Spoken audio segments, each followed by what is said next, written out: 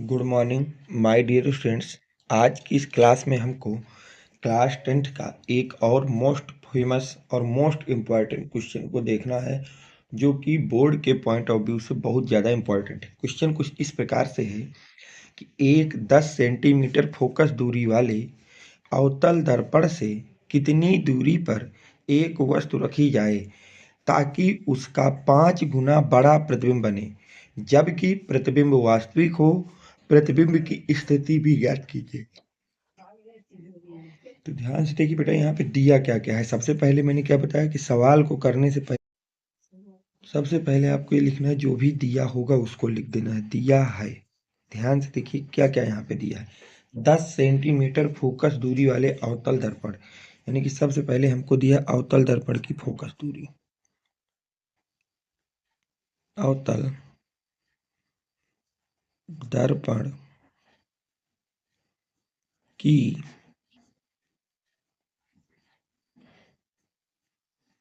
Focus दूरी, जिसे F से दिखाते हैं। तो यफ इक्वल टू अवतल दर्पण है तो माइनस की होगी, माइनस का 10 सेंटीमीटर। अवतल दर्पण कितनी दूरी पर वस्तु रखी जाए, ठीक है, वस्तु की दूरी निकालें ताकि उसका 5 गुना बड़ा प्रतिबिंब बने। आपको दिया गया है बेटा प्रतिबिंब का आकार, प्रतिबिंब का आकार। अब प्रतिबिंब के आकार को दिखाते हैं बेटा एच आई से। तो एच आई बराबर आ जाएगा 5 गुना। तो यानी कि मान लीजिए कि वस्तु का आकार है यचो, वस्तु का आकार कितना है यचो, उससे 5 गुना। तो यहाँ 5 यचो हो जाएगा और यहाँ पे माइनस लगा देंगे क्योंकि वास्तविक है, क्योंकि कैसा है बेटा, वास्तविक है। तो एच आई बराबर आ जाएगा माइनस का 5 यचो। प्रतिबिंब की स्थिति और वस्तु की दूरी, तो यहाँ पे हमको क्या क्या निकालना है, ज्ञात क्या करना है, ये दो चीजें तो हमको दी हैं, ज्ञात करना है। ज्ञात करना है, ज्ञात करना है। ज्ञात क्या क्या करना है बेटा, देखिए ध्यान से। ज्ञात करना है आपको सबसे पहले अवतल दर्पण से वस्तु की दूरी। अवतल दर्पण से वस्तु की दूरी, वस्तु की दूरी जिसको हम यू कहते हैं, तो हमको यू ज्ञात करना है। और क्या ज्ञात करना है बेटा, अवतल दर्पण से प्रतिबिंब की दूरी। अवतल दर्पण से प्रतिबिंब की दूरी, जिसको हम वी से दिखाते हैं। ये दो चीजें हमको ज्ञात करनी है। देखिए क्वेश्चन में आपको 4 नंबर का क्वेश्चन था और काफी ज्यादा इंपॉर्टेंट क्वेश्चन है। अवतल दर्पण की फोकस दूरी दी गई है, प्रतिबिंब का आकार दिया गया है, वस्तु से अवतल दर्पण से वस्तु की दूरी तथा अवतल दर्पण से प्रतिबिंब की दूरी पूछी गई है। ठीक है बेटा, तो देखिए यहाँ से, ठीक है। अब देखिए हम सबसे पहले सूत्र लगाएंगे बेटा, यहाँ पर किसका बेटा, प्रतिबिंब के आकार वाले सूत्र को लगाएंगे, आवर्धन का। किसका सूत्र लगाएंगे बेटा, आवर्धन का। तो लिखेंगे बेटा आवर्धन के सूत्र से, आवर्धन के सूत्र से।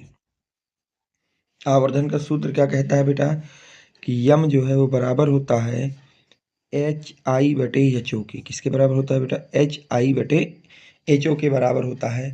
अब यहाँ पर देखिए आवर्धन हमको, और आवर्धन के एक सूत्र होता है माइनस का वी बटे यू।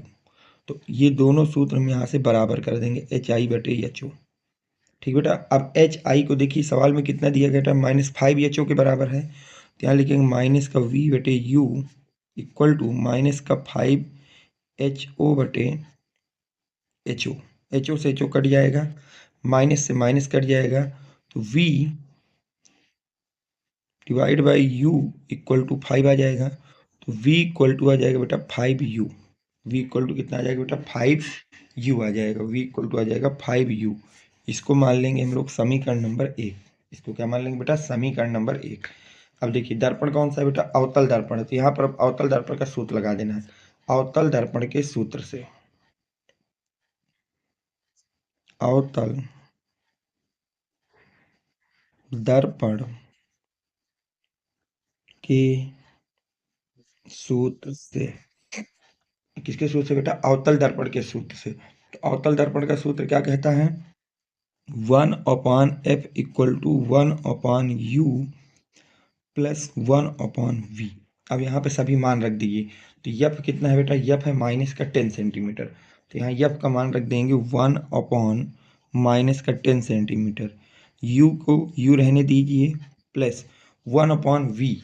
वी की जगह हम रख देंगे 5u। वी की जगह कितना रखेंगे? क्योंकि वी किसके बराबर? 5u के बराबर। तो यहाँ रख देंगे 1/5u।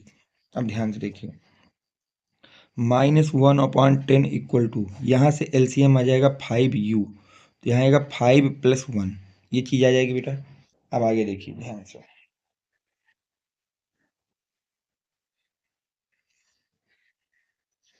अब यहाँ से तुम क्या कर सकते हो बेटा कि माइनस का 1/10 इक्वल टू 6/5u लिख सकते हो। बिल्कुल लिख सकते हो। अब यहाँ से 5u को इधर ले आइए, तो माइनस का 5u इक्वल टू 6 और 10 को इस तरफ ले जाइए, ये बन जाएगा बेटा। 5 को यहाँ से उतार दीजिए, तो u बराबर आ जाएगा 6 × 10 डिवाइड बाई 5। माइनस अभी लगा हुआ है, तो 5 से इसको जब काटेंगे तो आ जाएगा 2। तो u इक्वल टू आ जाएगा बेटा माइनस का 12 सेंटीमीटर। माइनस का कितना बेटा? 12 सेंटीमीटर।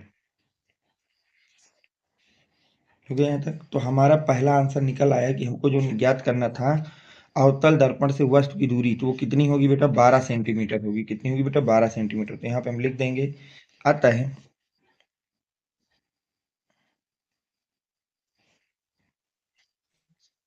अवतल दर्पण से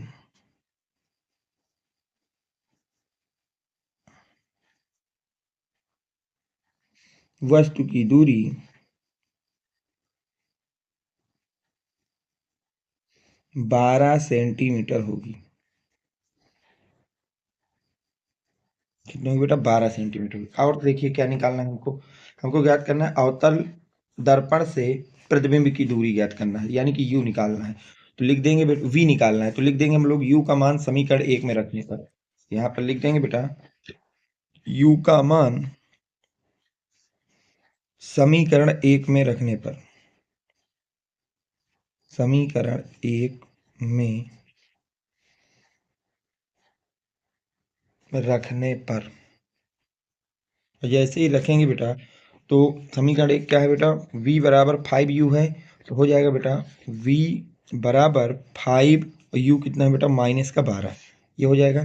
तो v बराबर आ जाएगा माइनस का 60 सेंटीमीटर। कितना आ जाएगा बेटा? माइनस का 60 सेंटीमीटर। तो यहाँ से आ गया कि जो हमारा बेटा प्रतिबिंब बनेगा वो अवतल दर्पण से कितनी दूरी पर बनेगा बेटा? 60 सेंटीमीटर की दूरी पर बनेगा। तो इसको भी लिख देंगे, आता है प्रतिबिंब अवतल दर्पण के सामने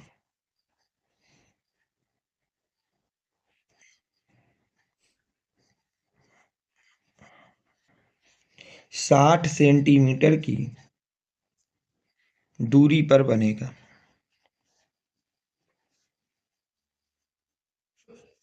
ये आपका प्रॉपर इसका आंसर होगा। ठीक बेटा, देख लीजिए किस तरह से लगा है। इसके बाद भी अगर कोई डाउट है तो आप कमेंट सेक्शन में अपना डाउट लिखेंगे, मैं उसको जल्द से जल्द सॉल्व करने की पूरी कोशिश करूँगा। उम्मीद करता हूँ कि ये क्वेश्चन आपके समझ में आ गया होगा।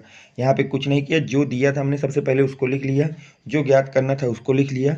सबसे पहले आवर्धन का सूत्र लगा दिया, फिर अवतल दर्पण का सूत्र लगा दिया, और दोनों मान हमके यहाँ से निकल के आ गए। ठीक बेटा, चलते हैं।